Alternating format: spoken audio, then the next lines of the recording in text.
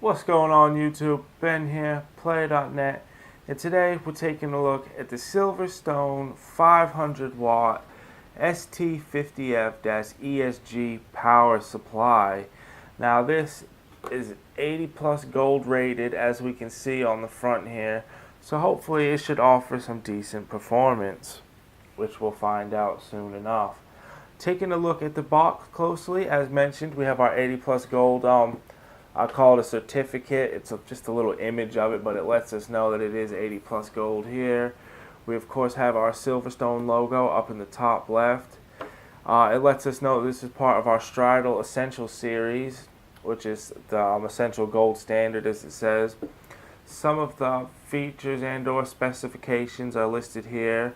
Again, a nice big image to let us know this is the 500 watt model, because it does come in 5, 6, and 700 watt models. We of course have the full model number there. There's a QR code. I imagine you scan that on your mobile, it'll bring you to the SilverStone website or somewhere with a bit more information on the power supply itself. And of course there's a little image of the power supply here. Now moving on around the box here, on either side, if I have it, yeah, on this side, it lets us know what connections we have here to make sure that this is going to offer everything that we need. And then moving around to the other side here, we have a specifications list that just real quickly, of course, goes over the 3.3 and 5 volts and all that, 24 amps, 120, yeah. All the technical specifications about power draw and that type of thing. Moving on to the back, there is a bit more information. Again, we can see it's part of the Strider Essential series. There's a nice little image of it here. Goes into explains some of the features, a little bit more about the 80 plus and all that type of thing.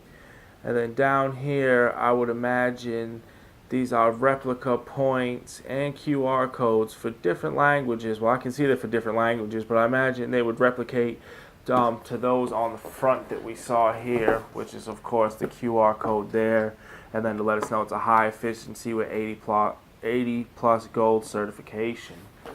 So let's go ahead real quick, open this up. Alright, immediately we are greeted with a couple of booklets. One seems to be about SilverStone power supplies, where one is more specific to the model that we have. Setting those aside for the moment, one of the first things I noticed in here, there are some Velcro straps, zip ties, and screws, and even some thumb screws, which is a big thing. I've actually, years ago, I actually went ahead and bought some thumb screws to install my power supplies with, because I was changing cases so much that I just needed it. It makes life easier. And now, especially doing case reviews and power supply reviews, it makes things, or overviews, pardon me, it makes things a lot easier. They've also gone ahead and included our power cable inside for us, which is always nice. Though I'm sure most of us have plenty of those lying around as well. Getting this little bad boy out here, as you can see, it's very well protected, the actual main part of the power supply itself. Some nice thick foaming around it, which is then inside of some bubble wrap here. And there we have it. That's our first look at it. The nice black finish, not a whole lot going on there. Nice black fan, even though most people won't really see that. Yeah, there's not a whole lot going on this one side here.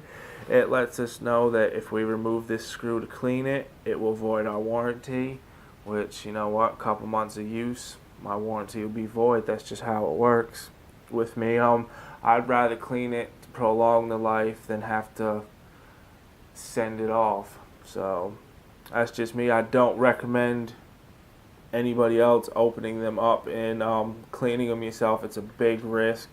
You can also, depending on things, you can also electrocute yourself. So please don't open it up That's just one of my things. I do it, but like I said, I don't recommend it.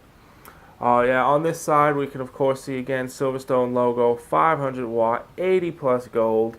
It lets us know our AC input, DC output, max power draw, and all that type of stuff. And that, I mean, on the power supply itself, as you can see here, that is pretty much it. There are a couple of part numbers and whatnot here. EAN code, part number, serial number. Hopefully you won't need that, so hopefully it won't matter, but it is there if needed. And again, hopefully this will not be on display. You won't see that if you put it, especially if you have a bottom mounted power supply. In most cases this should be what you're looking at. Well, not the greatest, it's not the worst either. Now going over what we have here, as I didn't mention them before because I kind of just like to have a look. Here are all of our connectors. Now as you can see, there is no modular anything about this power supply, so make sure to bear that in mind when purchasing. If you want a modular power supply, unfortunately this specific model is not for you, though I do imagine SilverStone have some other ones for you, pardon me.